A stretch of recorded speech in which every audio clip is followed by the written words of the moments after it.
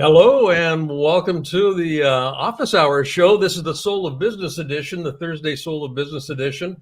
Office Hours with David Meltzer. As you look at the Rogues Gallery in front of you right now, you'll see that David's face is missing. He's not going to be joining us today. So I'll be kind of stepping in his place right now. My co-hosts, Peter Goldstein and John Barrett. So welcome, gentlemen. Yeah. Good to have you here. Good to be here. Thank you. Yeah. And John, where are you located? I was talking with Peter backstage before we started here. Where are you at? I'm in Irvine, California. Irvine. Yeah, that's right. Mm-hmm. Yeah. Mm-hmm. Yeah. And you share some office space with David there. Yeah. Yeah. Share being a euphemism here. Yeah, you're in proximity. Yeah, exactly. Yep. Good. Well, it's great to have you both on the show. We've got a couple of, I think, very interesting guests today, so it's going to be fun to have them, sitting with us. So our first guest, George Sadler, is the CEO and co-founder of Gelato Canna Company, and there's a couple of things that I want to just kind of query you about, George. First of all, gelato, it's not ice cream. That's not what we're looking at here. So I want to introduce people to that real quickly here. And the canna has to do with cannabis. And you've been involved and your family has been involved in the cannabis business for some time here. I think beginning with your son's kind of insight back in 2013 that this could be something that you might want to get involved with because it's going to be good memory really rapidly. Good memory, yeah. 2011, actually. Oh, 2011. Okay. Yeah. And now you got both. Those first 2 years count a lot. Yeah, they do. The last two regulated are good, but the first two, those are the ones that really count. Good. Now you got both of your sons, I think, are working in the company now. Is that correct? Yeah, both my sons and my daughter. And your daughter. Okay. Yeah. Well, yep. Cannabis. I mean, you're an older guy. You got kind of gray in your beard and whatnot. What outside of your son saying, "Dad, I think there's gold on the other end of that rainbow." What compelled you to say yes to that? Because at that time, go back to 2011, it was kind of a funky little environment for cannabis, particularly in terms of the regulations and federal statutes and all that kind of stuff. I'd like to say that it's gotten better, but I think we're still rolling that ball up the hill. But yeah, I mean, as you know, and we talked, it's at that time especially, it was a tough place to be in. My son, which was really surprising to me, in almost his last year of college, decided somewhere in there he wanted to grow marijuana, and we knew at that time there was kind of this middle ground to be in, but there was no stability when it came to the federal and even locals at that time. So we just, I said, I knew where he was going to be with this, and he wasn't going to let up. So I said, let's do everything as best as we can by the book. And, so what is that? Almost 15 years ago. Yeah. And you've had quite some success.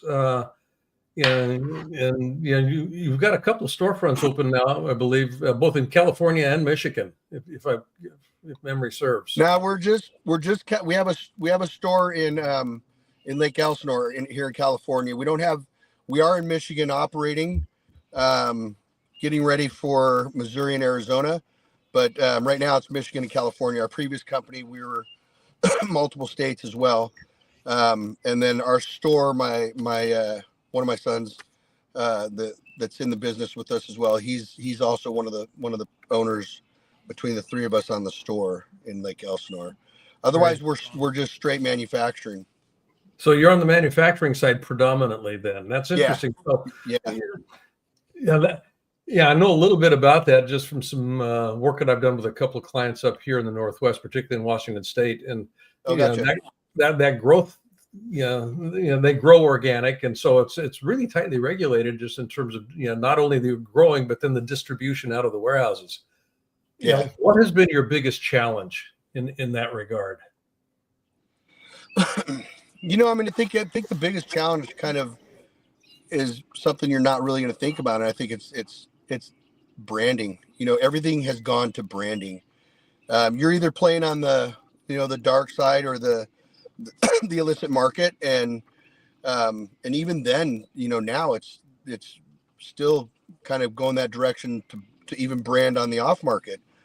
But that's been the challenge, honestly, is you can't just throw stuff into a shop anymore and they buy it.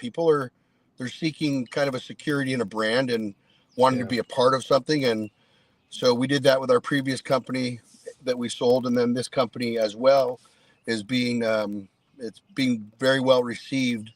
The ironic thing was for us that nobody had trademarked gelato. And our attorney came in after about 4 months after we started to launch this and said, do you guys realize that nobody has trademarked gelato in any fashion? So about probably 4 to 6 months after that, he came in and we now own the trademark on all gelato. So, I mean, I never would have guessed, honestly. Yeah. But that boggles my mind. Yeah, it did us too. Yeah. So that's been kind of a really, really exciting side for us as well. Yeah. Peter, what are your thoughts here? Any questions? Well, I'm curious. I actually spent a lot of time in Italy this summer and ate a lot of gelato, different gelato than I think what you're selling. But I'm quite curious about, as you've seen the brand and the industry change, what are your future plans and vision for gelato as a brand? So, we've kind of taken things a bit off market from the cannabis side. We're still expanding rapidly, and growth is really, really good and fun on the cannabis side. We have new SKUs coming out, all the time. But what we've done now is we've actually started a water company. Yeah. And so we started gelato launched about 6 months ago. It's mountain spring water in a can. We have 3 flavors of sparkling and then a regular sparkling. And, ironically, these fires have taken place. We've spent the last 6 days in a row shipping truckloads of water up to LA. I think today was our last day of trucking water up. 100,000 plus cans of water, and doesn't even hardly dent, what's going on. But so we just got national distribution. I think we're in around 300 stores now. We're hoping to be in, somewhere between 2,000 and 3,000 by the end of the year. All right. Yeah. That's pretty cool. Yeah, John? Great. Yeah, I have some questions. Well, the first is about the water. Is there THC or CBD inside of the water? It's just mountain spring water. We get that question a lot, and it's kind of funny because when we do separate events, like we've been doing a lot of festivals with the water. Some of them we kind of collab together with water and cannabis if it's that type of a festival. But we're doing a lot of other type of events with the water, and people will come up and they'll go, "Hey, is this like the gelato? Was there something in the water?" So it's kind of fun to see that too, because people are recognizing the brand, and that's kind of our goal, is to get that cross marketing. Yeah, and the second question I have was about taxation. I know they tax cannabis heavily, both locally and at the state level. So I'm wondering how that's affecting the bottom line. It must be challenging, right, to navigate through that process. Well, I forget which one of you lives in California. Irvine, you do. Right. Yeah, then. John, yeah. Cannabis is we're taking a real heavy stroll right now. For us, very expected, but I think for everybody, very expected. But people haven't been prepared as they should be for these taxes. And, I think, once again, this is just my perspective. We have no tax liabilities. We've always been very diligent about paying these things, as much as we hate them. I know everybody else does too. And I think there's not a lot of fairness when it comes to this, but there's a lot of businesses that are going out on heavy tax liabilities. I kind of have a mixed feeling on it because, I think it makes us in this industry look bad because of the fact that most everybody's received these taxes. They just haven't been able to hold on to them and pay them. And so I think that's tough for us in the cannabis space. And I think it's something that we owe to keeping this space as clean as possible. And to see so many companies going out of business and so many stores struggling. It's tough. And so we knew this was coming. And a lot of people they didn't prepare themselves in the right way to take care of these liabilities. And so now they're being caught. Yeah. Which is a great entrepreneurial lesson for your sons, just in terms of, forward thinking, it's kind of what pitfalls, are in front of us that we may not be, dealing with today, but we definitely are going to be needing to address them 6, 12, 18 months down the road. Well, I think we started very early on, and the one thing that I had told my son is, because we were paying taxes in the very beginning, and my son was like, nobody's paying these, why are we paying these? And I said, trust me, down the road you'll understand this. And I mean, in the beginning, it wasn't a lot to us. It was a lot. But then when you start paying, these $2 and $3 million taxes, it makes things really rough when you're trying to expand, and other people that's what they're using this tax base for. And they get caught in this, I'll expand here. By the time it's due, I will have made that tax and go on. We've just, once again, it's not fun. Writing those checks has never been fun, but I'll tell you, when you have the money there to write the checks, it sure does make you feel a little more secure and good about doing it versus not. Yeah, for sure. Where can people find out more about what you guys are up to? I know that the website is gelatocana.com. But is there any other place that people can find more information about the gelato itself? So, I mean, on our water site, it's Drink Gelato, and then of course any social media platform and LinkedIn and those are all going to be kind of in the same platform. I think right now, if it's of any importance, I think what's going on right now in LA is it truly is unimaginable, and we've been up there every day, and some of our guys literally delivering to the front line first responders. It's unimaginable. And for people to think that they can't help, it doesn't take money. There's trailers to load. We see this. And when we're dropping, pallets and pallets of water at the Rose Bowl, and another one is the Dream Center. And there's a bunch of places up there. They need help. I mean, in every fashion. We go to bed at night in our home. There's, I think now, almost 200,000 people that are displaced. Yep. And they're homeless, and it goes on 24 hours. So you might not, if you don't have the money to give, we all got a little bit of extra time to help in some way or another. There's even places down here in San Diego that are loading trucks and sending stuff up to LA. So I just think it's important. And one conversation I had on a podcast yesterday was about, how we tend to forget, and we forget about 9/11, and we forget about all these things. We don't forget. I think we're accustomed to taking ourselves out of that for these periods of time because something's going to happen again. Yeah. We never forgot about any of this stuff. But the big thing is to remember how everybody comes together when something like this does happen.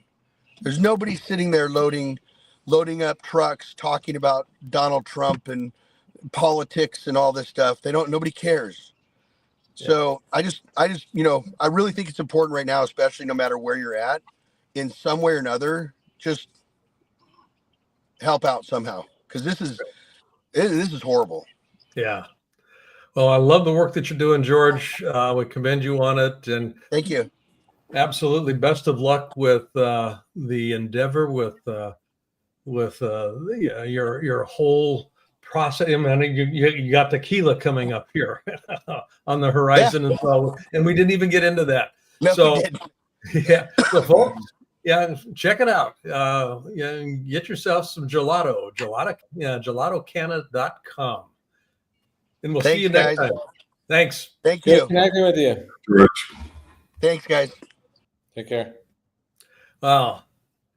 As a fascinating entrepreneurial journey, and I don't know if you guys got access to the full show notes on this prior to this launching of the show today, but that's an interesting journey that they were involved with.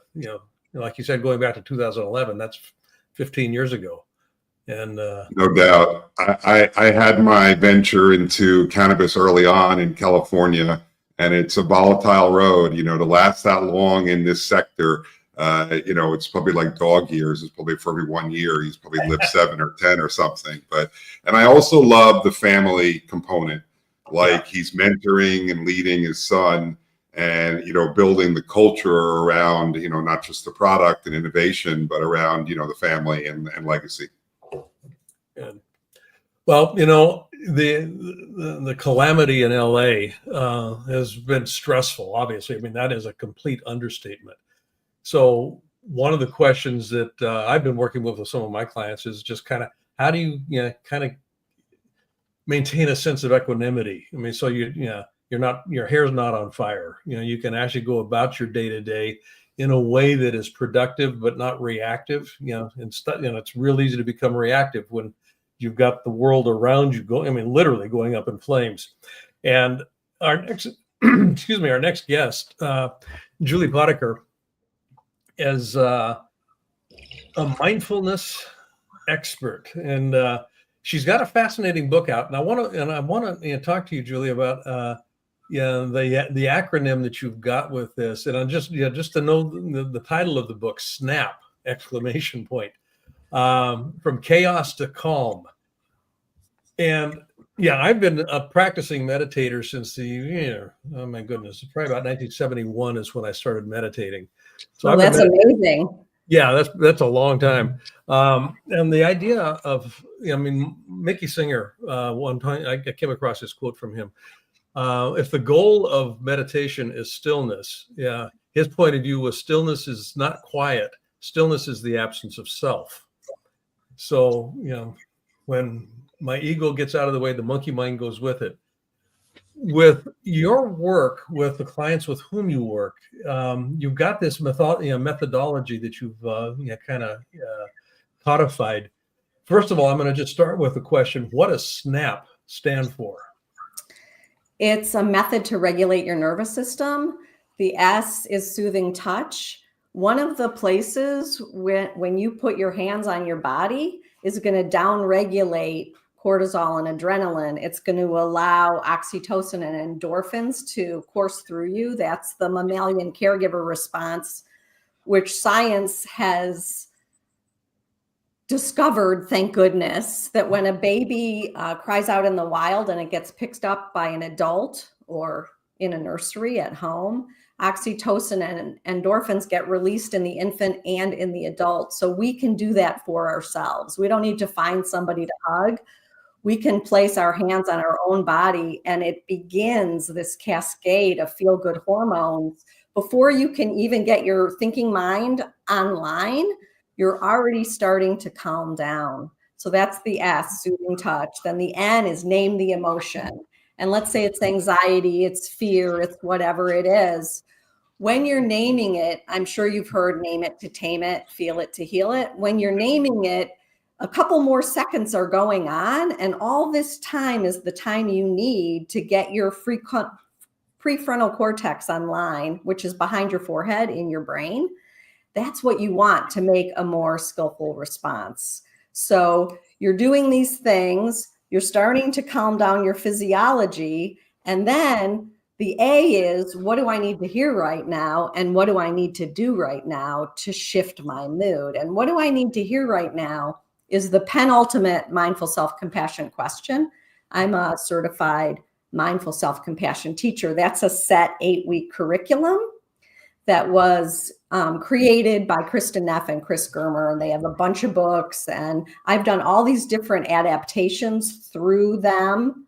I'm a teacher at the UCSD Center for Mindfulness, and then I also created my own thing, which is like sort of a greatest hits, to make it into smaller bites, and I created SNAP in that same way, just to help people calm down. So you've done the S, you've done the N, you've done the A, and then the P is praise. For me, I thank my teachers in my mind. I thank the universe. For people that are more deity-based, they thank their deity of choice.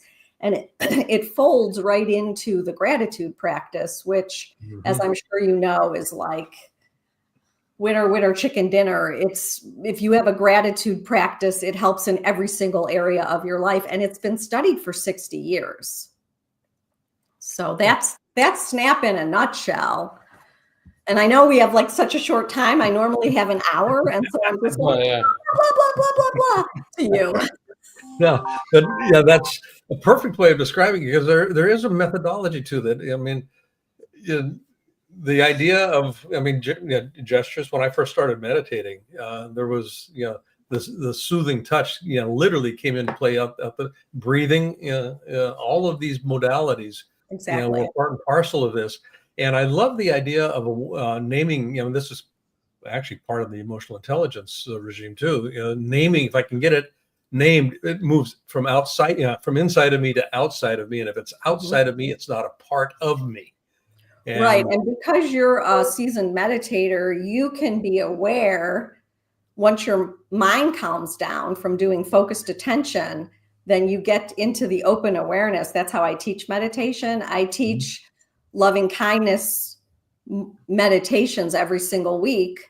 And after a while, when people have had their attention collected and the snow globe has calmed down, I then ask them to release whatever words and phrase they're using to just sit in open awareness. But I don't recommend that right off the get-go, because it's annoying for people to see the radio station going in their minds, right? And it's only after they're steady, they have a steadiness of mind, that they can then see the open container of what's actually going on. And then they can see thoughts arise and pass through, arise and you are not your anger. Anger is arising. You are not your fear. Fear is arising. So it's cool, and anybody can do it. And we have more control than we know over how we feel. And then how we feel dictates our wellness or our illness. Literally. Peter? So, Julie, great to meet you and listen. I'm going to do a little soothing touch before I ask my questions here. And I love that. I'm actually a very consistent, both with meditation and a breath practice. Excellent. And I hear the word mindful all over now. Yeah. And it's gotten somewhat, in my opinion, diluted. And I'm curious about what your definition is of mindfulness, and then how you develop the SNAP method to reflect your overall kind of philosophy, if you will, on mindfulness. Yeah. So mindfulness to me is paying attention to what you're doing when you're doing it on purpose without judgment. So it's not time traveling to the future or the past. And because we're primates, we're wired, and you guys know all this already, but I'm assuming you have a listener in the universe that doesn't know this. Because we're primates, we're wired to worry and ruminate. That's how our species has stayed alive.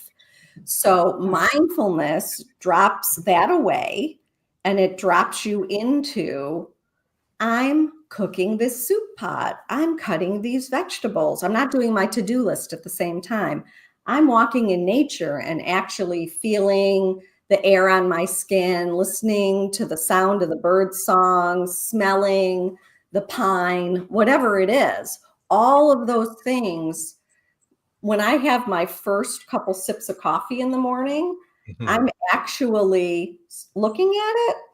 I'm smelling it. I'm tasting it. I don't do that for 20 minutes, but for a minute, that is dropping into a moment of mindfulness. And all of those moments of mindfulness add up in brain health terms to actually sitting your butt down on the cushion and doing a 20-minute meditation. So all of it's important and all of it's healthy. Did I answer you? You did, and thank you for that. I just want to just maybe tie it together with how you develop SNAP along with that, definition and your own philosophy. So I'm a positive neuroplasticity teacher trainer, which is the work of Rick Hansen, taking in a positive mental state, pushing it to a neural trait. You don't want to waste it when you feel good. You want to make a new neural bridge in your brain. All of that packed into SNAP for me, because how I teach people is I teach them how to meditate. I teach them how to be a good friend to themselves. So I teach them where their compassionate voice is if they don't know they have one. So that's a little bit of internal family systems, inner critic work. I teach them taking in the good right from the beginning so that when they're feeling good meditating, they know that they're rewiring their brain for happiness and resilience so that their default mode network isn't a bad neighborhood. Like people say, like, don't go to your mind alone. It could be scary in there. My mind is actually happy. And it's happy because I've had this perseverance and grit, even through adversity in my practice, which is resilience and equanimity. So now when terrifying things happen, like mass shootings or forest fires 2 hours north of me, and I know people that are losing everything. They're not losing their lives, thank God, the people that I know. I actually feel like I've got a deep keel. Like, I'm not going to get knocked down and drowned by this. I can have the equanimity to manage that is horrible suffering. I'm not going to whitewash it. I'm not Pollyanna. Look for the helpers and try to be one, right? That's the equanimity practice that is built from having my brain be a happier neighborhood from taking in the good all these years and having a very, very well-developed gratitude practice. Beautiful. John, how about you? I just wanted to share a little bit about, I'm a meditative practitioner. It absolutely changed my life. So I've been meditating for over 10 years. So I'm a firm believer, and I think it has amazing transformational power. It absolutely transformed my life. And people, when they meet me, they're like, you're so calm and so docile. I'm like, nah, not really. I created that, So Exactly. I remember hearing like a profound thing, like your thoughts in your head are not who you are. The awareness of the thoughts in your head are who you are. So I kind of hang on to that, because I think, often those voices in our head, or the voices rather, they chew on you, and they try to take you maybe places you don't want to go. So it's absolutely changed my life and transformed my life. So I think you're doing great work, and Thank you. I think this is brilliant and phenomenal. So I I got into a meditative state actually as we were speaking. Good for you. I mean, I'm always trying to get into the flow, like I love it. I love this whole topic. I mean, the more happy bridges that you can make in your brain throughout the day, the negative ones actually get pruned out. So you end up with a happier brain. And you can be having, I've had tremendous suffering. You can be bedside to a loved one that's transitioning and still find moments of grace in there and moments of joy in there. Not if you're not looking for them, though. Right? I went through that. It just sort of screws your whole, I can see Blaine like, yes. It just sort of screws your whole mind, your whole orientation towards looking for the good because you know you're going to ask yourself about the good. And then when you're feeling particularly bad, you can dredge up one of those joy memories. I have this one from my first book, Life Falls Apart, but You Don't Have to, in my local bookstore, standing room only, like a fire hose of love coming out of my chest and it being beamed back to myself. I can pull that up whenever I want. Mm-hmm. You know, it's very cool. Yeah. Yeah. That's wonderful. I love that. Yeah. And one of the, Bob Proctor, dear friend of mine, gave me something a long time ago. It was a little triangled shaped chunk of wood. There was writing on all three sides of it. It is what it is. Harvest the good, forgive all the rest, which is where the gratitude practice comes in, the equanimity, and just the acceptance of this is what it is without adding meaning to it. It is just what it is. I don't need to add meaning to it. Right. And then and some things are really terrible on their face. And then how are you going to manage them? Like people get horrible diagnoses every single day. And then, okay, this is what's happening. How are you going to react going forward? And that's the power of mindfulness. It gives me that, Viktor Frankl talks about the pause between stimulus and that pause in that little gap. Now I can make a choice. Exactly. The power of awareness, and this is what I think mindfulness really, I'll speak for myself, what it provides for me is it provides me a way to become more aware. Mm-hmm. And awareness precedes choice. Yep. The greater my sense of awareness, the more choices I see that I have access to, and that fundamentally will change the behavior that I actually choose to engage. And taking that one step further, if you show up in society like that, everybody that you come into contact with is going to mirror your neurons because we're animals, and they're going to get your good juju, which is not a scientific term. And then the next person that they interact with is going to get their good juju, and on we ripple out, raising the bar for humanity. I mean, it's beautiful. Perfect. You can find out more about what Julie's up to here, and I love it. And get a copy of her book. It just came out, Snap from Chaos to Calm. And you can find out more about it at mindfulmethodsforlife.com. Mindful, and we got that on the Sharon down below here. Thank you. So check it out. Julie, it's been great talking with you. Thank you. That was fun, you guys. Thank you. Yeah. Good work, Julie. Bye. Bye. Nice meeting you. All right, as we wrap it up here, a two-guest show today. One of the traditions in the show is, what's the takeaway? What are we taking away from this? So, Peter, I'll just start with you. What are you taking away from today? Well, I think one is the importance of giving and remembering in talking with George and building a culture around, being fully compliant inside of growing and working with a very kind of volatile industry. And then, of course, just the mindfulness. We've got 3 serial meditators here, so it's an easy group to discuss about the power of presence and being in the here and now. Love that. John, how about you? Well, the takeaway is the beauty of connection, and I think that mindfulness practice leads you to realize that we all are connected in some way.